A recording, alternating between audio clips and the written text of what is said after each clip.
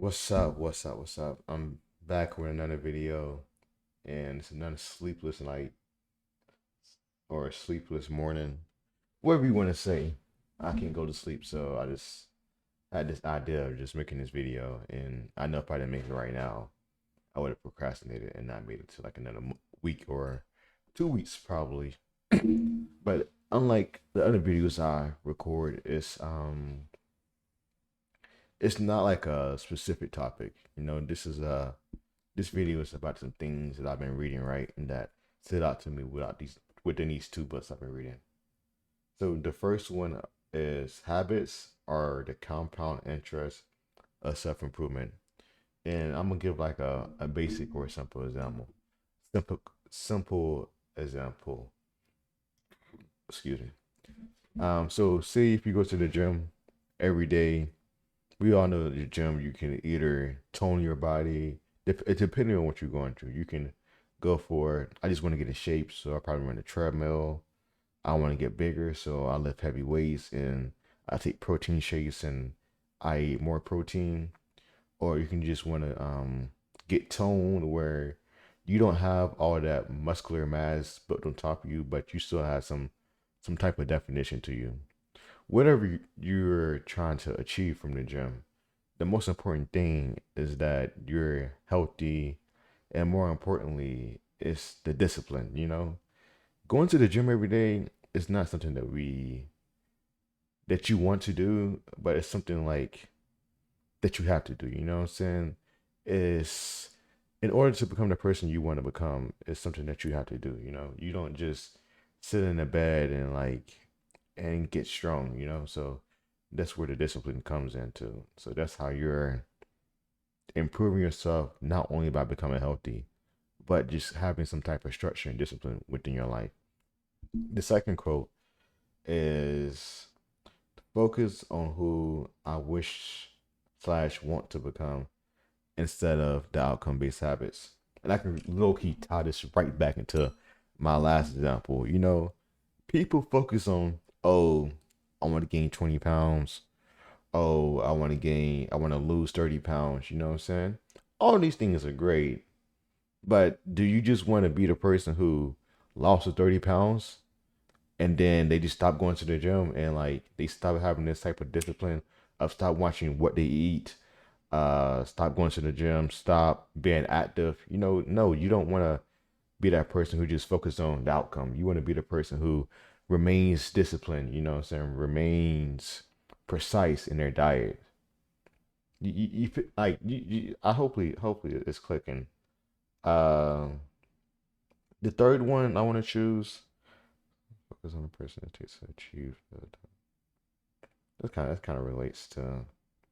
Okay, this is something that Okay, I'm about this.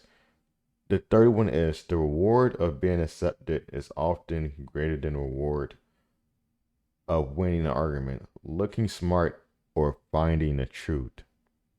This has everything to do just with like society and like just letting other people control your life. The word of being accepted is often greater than it's often greater than the reward of winning an argument.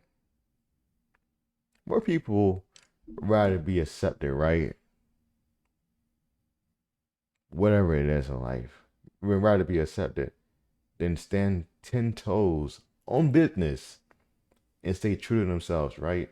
I think I think most of this, um, like this acceptance, I think it starts in middle school because that's when people are.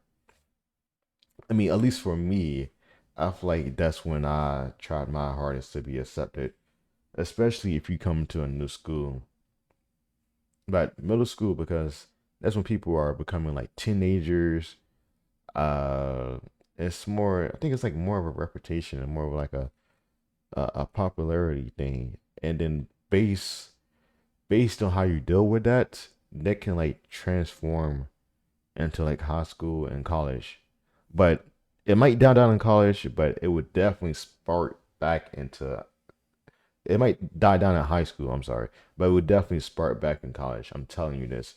you have the what you call it, being accepted by what you wear, being accepted by what you're doing, whether if it's like being in like on campus organizations or who you hang out with. Not probably who you hang out with because there's so many people, and depending on like, who you're in college with, or like how smart your college is, I don't think that really matters. But definitely, but like probably like what you wear, and then probably like if you partake in drinking and smoking, bro, because you see all these people around you drinking and smoking, right? You probably feel left out. I was just talking to somebody about this. They said that they kind of not feel like left behind, but like once they start doing it, they was like, oh, I see why they do this now. So basically, like my advice to that is just it's gonna be a lot of stuff that the crowd is doing or that like society as a whole might be doing. And it could be good, it could be bad, but if it doesn't align with your beliefs or your views of the person that you want to become, do not fold for anybody. Like basically do not give up your beliefs for anybody else or to be included. Like I'd rather be the all out. I'd rather be the outlier at the top of the chart where everybody is at the middle of at the middle of the chart cluster up. Nah, stay true to yourself. Ooh, this I'm gonna cook right here. The fourth one is the biggest reason we have motion and no action is because we want to delay failure. Motion makes us feel like we're making progress, right?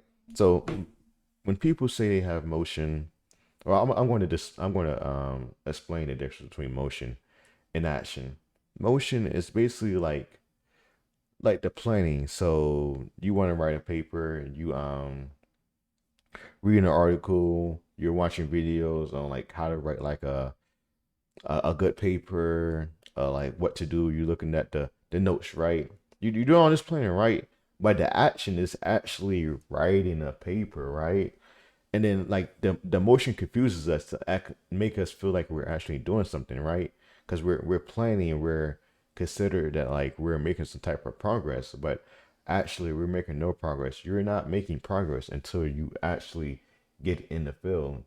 You can't you watch film, well, like this. You watch film like for like college football game, right? You watch a film, okay, but are you on the field? Are you running routes? Are you testing your speed? You know what I'm saying? Are you testing that dig route? Are you trying to do that comeback route? No, that's you have no action. So they wrap that back up to the quote where it says the reason why we have motion and no action because we want to delay failure, right? We don't put ourselves out there in the world or out there in the fire because we're scared that once we put in the action, we're scared to fail, right? So we do all this planning to make us false sense of progress, and without damn, we do all this planning to delay the failure because once we feel like we're getting the action, we're scared to fail, right? So which it ends up that we fail anyway because we never took the action. I'm sorry if I wanted to end like a circle, but like two more. I'm gonna do like two more. Oh, either we have a lot of potential or a lot of achievements. Like we all have potential to be great, but it's are you living up to the potential? You know what I'm saying? Or do you want to become that person who just said like, oh, they could have been something, or do you want to be the person that had it all? Like you have to make that decision. You have to look yourself and be like, is this how I want to live my life? Do I want to be the person who had all this potential? Do I want to be the person known for everything? I think this kind of relates to the to being true to yourself. It says people would rather tarnish their legacy than raise their voice ever so slightly and stand alone for even 10 minutes. And that's basically saying as a like people would just I guess people would rather suffer, you know what I'm saying? People would rather suck it up and just go along with the crowd and then actually speak their truth or speak their beliefs because they don't want to feel like an outsider. And then the last one, it says, "He has won without glory has worn without pearl." Basically, it's saying that there's no glory without no challenges. Like you cannot be great without having any obstacles in your life. Because when I'm saying, okay, I'm like this. You can't be great without having any obstacles in your life because eventually when an obstacle does present itself, you will fold. So in order to have success, you have to go through failure and learn from those failures to become successful. I hope that this video was informative and that that you learned and that you understood. I'm also going to put like all the phrases and the quotes that was in my notes in this video. I love y'all. Have a good morning or good night. Good morning for me, but see you all in the next video.